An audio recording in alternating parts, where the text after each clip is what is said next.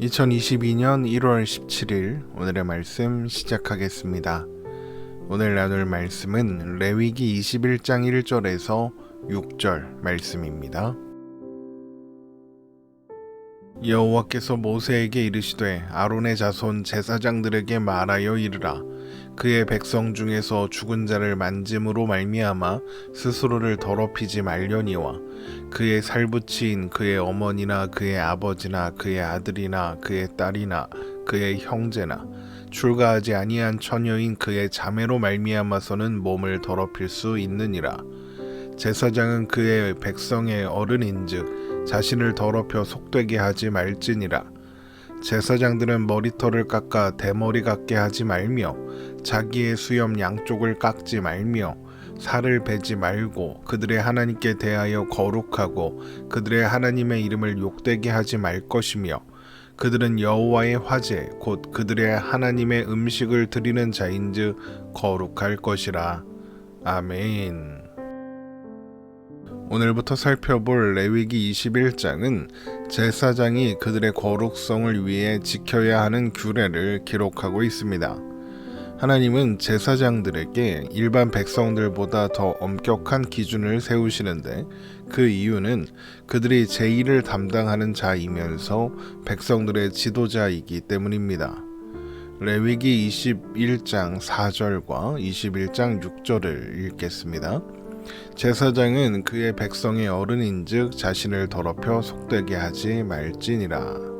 또 레위기 21장 6절입니다. 그들의 하나님께 대하여 거룩하고 그들의 하나님의 이름을 욕되게 하지 말 것이며 그들은 여호와의 화제 곧 그들의 하나님의 음식을 드리는 자인즉 거룩할 것이라. 제사장들은 모든 백성들의 본보기가 되고 기준이 됩니다. 그래서 제사장들의 잘못된 행동은 백성들에게 하나님을 오해하게 하는 결과로 이어질 수 있습니다. 그러므로 제사장들은 그들의 역할을 수행함에 있어 평소 개인적인 생활에서도 더욱 주의할 필요가 있는 것입니다. 그래서 하나님은 제사장들을 위한 규례를 별도로 지시해 주시는 겁니다. 그런 규례들 중에 가장 먼저 제시되는 것은 제사장들은 이스라엘 백성들 중에 죽은 자를 만져서 스스로를 더럽히지 말아야 한다는 것입니다. 레위기 21장 1절입니다. 여호와께서 모세에게 이르시되 아론의 자손 제사장들에게 말하여 이르라. 그의 백성 중에서 죽은 자를 만짐으로 말미암아 스스로를 더럽히지 말려니와. 이미 하나님은 레위기 11장에서 이스라엘 백성들에게 정하거나 부정하거나 모든 짐승의 시체에 접촉하여 자신을 더럽히지 말라고 말씀하셨습니다. 이것은 사람의 시체를 만지는 경우에도 동일하게 적용되며 민수기 19장에 따르면 사람의 시체를 만져서 부정하게 된 사람은 정결을 위해 7일을 보낸 후에 붉은 암송아지를 태워 만든 재를 우슬초로 뿌려 정결하게 해야 합니다. 그러므로 제사장은 당연히 사람의 시체를 만져서는 안 되는 겁니다. 물론 가장 가까운 혈육, 곧 부모와 자녀, 형제, 또 출가하기 전에 자매가 죽은 경우에는 장례를 치러야 하므로 그 시체를 만질 수 있습니다. 레위기 21장 2절에서 3절입니다. 그의 살부치인 그의 어머니나 그의 아버지나 그의 아들이나 그의 딸이나 그의 형제나 출가하지 아니한 처녀인 그의 자매로 말미암아서는 몸을 더럽힐 수 있느니라. 하지만 제사장은 그의 백성 중에서 죽은 자, 곧 가족이 아닌 다른 사람의 시체는 만져서는 안 됩니다. 보통 죽은 자를 만지는 이유는 장례를 치르기 위해서이겠죠. 그렇다면 제사장에게 그의 백성 중에서 죽은 자를 만지지 말라고 하시는 것은 제사장은 가까운 가족을 제외한 다른 백성들의 장례에는 관여해서는 안 된다, 이런 의미가 될 것입니다. 제사장이 다른 백성들의 장례에 관여하지 말아야 하는 이유가 무엇일까요? 그것은 이스라엘 백성들이 살던 애굽 땅의 풍습과 관계가 있습니다. 애굽 사람들의 장례 풍습은 우리가 잘 알고 있는 것처럼 미라를 만드는 겁니다. 애굽 사람들은 죽은 뒤에 영혼이 살아가는 사후세계가 있다고 믿었고, 그 영혼이 사후세계에서 잘 살아가려면 그의 영혼이 깃든 시신이 온전하게 남아 있어야 한다고 생각했습니다. 그래서 미라를 만들어 시신을 보존하고자 했던 것이죠. 또한 그래서 미라가 훼손되지 않도록 무덤에 넣어 보관했고, 미라가 묻힌 무덤은 그렇게 신성시 되었습니다. 그런데 그 모든 일을 담당하여 진행하는 사람들이 있었으니 바로 죽은 자들의 신 아누비스를 섬기는 제사장들이었습니다. 그런 풍습을 무려 430년이라는 오랜 시간 동안 지켜보며 살았던 이스라엘 백성들입니다. 그런데 이제 그들에게도 제사장이 생겼습니다. 그러면 누군가 죽게 되면 애굽의 장례 풍습을 따라 제사장에게 장례를 주도해 줄 것을, 나아가 죽은 자를 미라로 만들어 주는 것을 기대하는 사람들도 생기게 될 겁니다. 왜 그런 기대를 할까요? 죽은 자를 애도하고 그리워해서일까요? 그렇지 않습니다. 죽은 자를 우상처럼 생각하기 때문입니다. 그래서 하나님은 죽은 자를 숭배하는 것을 금지하셨습니다. 레위기 19장 27절에서 28절입니다. 머리가를 둥글게 깎지 말며 수염 끝을 손상하지 말며 죽은 자 때문에 너희의 살에 문신을 하지 말며 무늬를 놓지 말라. 나는 여호와이니라. 죽은 자가 살아서 아무리 대단한 존재였다 해도 죽은 자는 신이 될 수 없습니다. 실존하시는 신은 오직 하나님밖에 없으시니까요. 또한 비록 하나님의 백성은 그의 육신의 생명이 다하여 죽었다 해도 하나님 안에서 여전히 살아 있습니다. 하나님은 죽은 자들의 하나님이 아니시기 때문입니다. 누가복음 20장 38절입니다. 하나님은 죽은 자의 하나님이 아니요 살아있는 자의 하나님이시라. 하나님에게는 모든 사람이 살았느니라 하시니. 그래서 죽은 자를 미라로 만들 필요가 없습니다. 죽은 자를 위해서 제사장이 나설 필요도 없는 거죠. 죽은 자는 그저 육신의 생명이 다한 것일 뿐 하나님 안에서는 여전히 살아있는 사람이니까요. 그래서 하나님은 제사장이 백성들 가운데 죽은 자를 만지는 것을 철저하게 금지하시는 겁니다. 제사장들이 이것을 철저하게 지키지 않으면 백성들에게 오해가 생길 것이고 그것은 이스라엘 전체에 해악이 되는 일입니다. 오늘 말씀을 시작하면서 말씀드렸던 것처럼 제사장들은 모든 백성들의 어른, 곧 지도자로서 백성들의 본보기가 되고 또한 기준이 되기 때문입니다. 레위기 21장 4절입니다. 제사장은 그의 백성의 어른인즉 자신을 더럽혀 속되게 하지 말지니라. 그러므로 제사장들은 머리털을 깎아 대머리 같게 하거나 수염의 양쪽을 깎거나 살을 베지 말아야 합니다. 레위기 21장 5절입니다. 제사장들은 머리털을 깎아 대머리 같게 하지 말며 자기의 수염 양쪽을 깎지 말고 살을 베지 말고. 이것들은 레위기 19장 27절에서 28절에 명시된 죽은 자를 위해 행해지는 의식들과 같은 의미로 행해지는 것들입니다. 레위기 19장 27절에서 28절을 다시 한번 읽어보겠습니다. 머리가를 둥글게 깎지 말며 수염 끝을 손상하지 말며 죽은 자 때문에 너희의 살에 문신을 하지 말며 무늬를 놓지 말라. 나는 여호와이니라.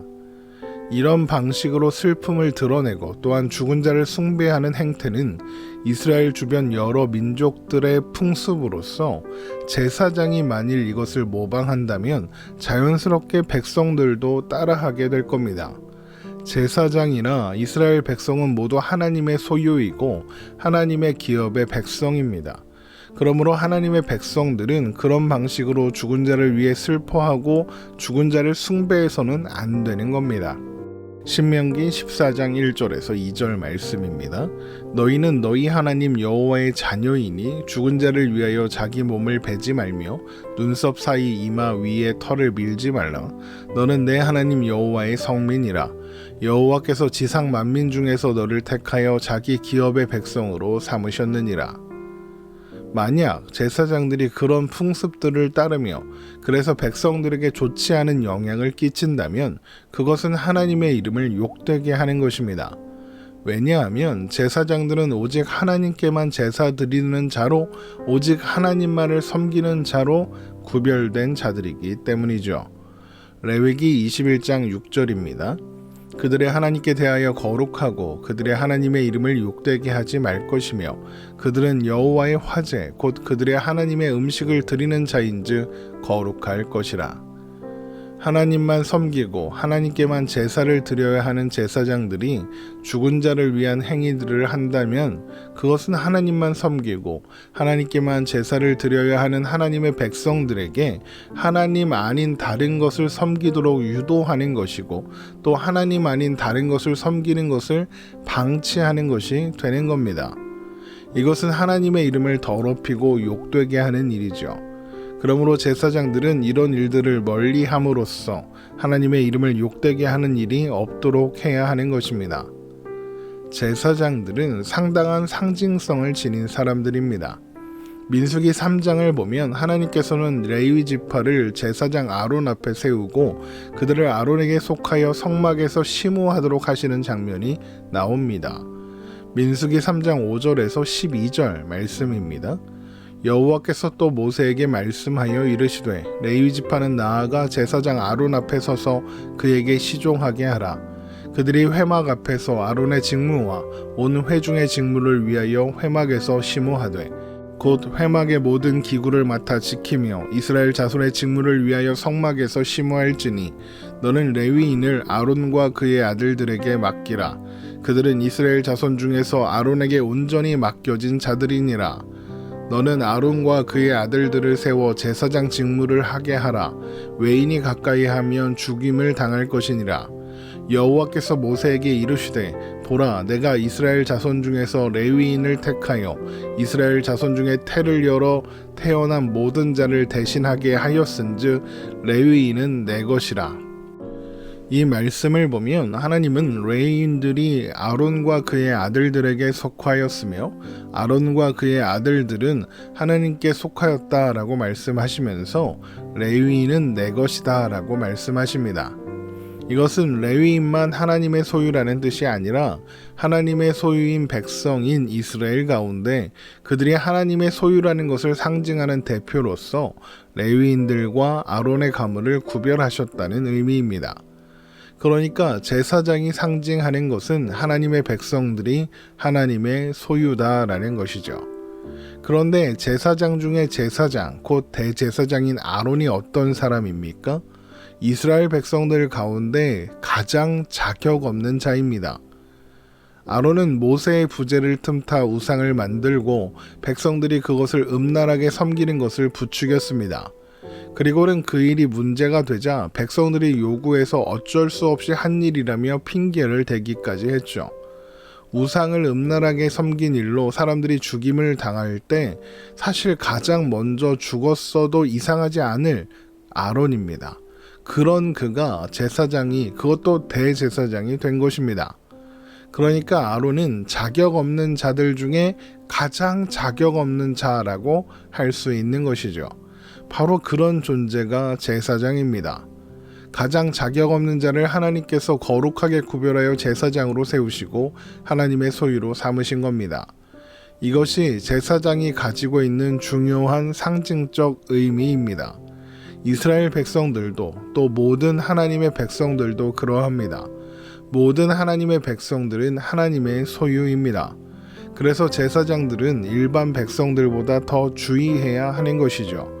그들의 모습이 곧 하나님의 소유가 된 모든 백성들의 본보기가 될 것이니까요.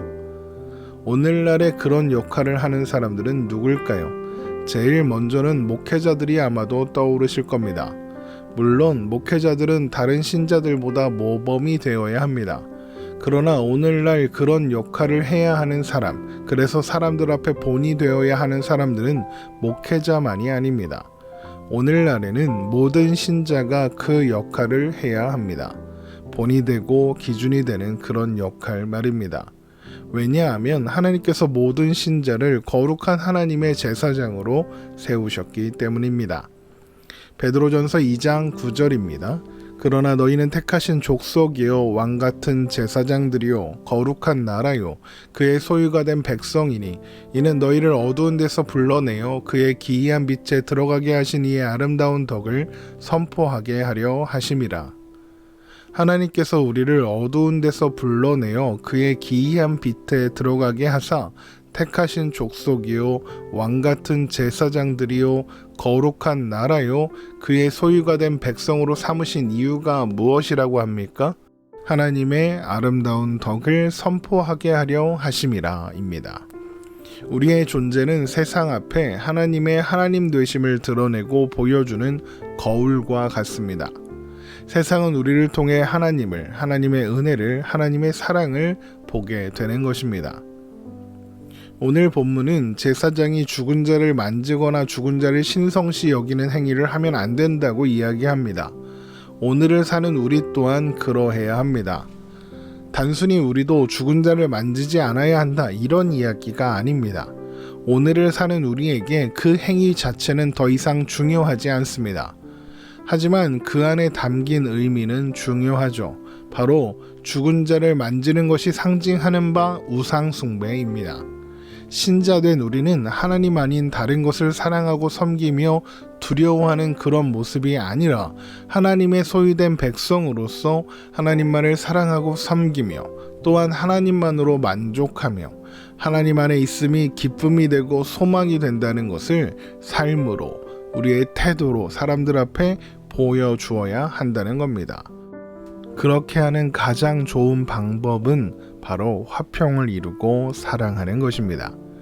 우리가 살아가는 오늘이 우리를 보는 사람들 앞에 하나님의 하나님 되심을 보여주는 그런 하루가 되었으면 좋겠습니다. 오늘 말씀 마치겠습니다. 오늘도 복된 하루 되시기를 주님의 이름으로 축원합니다.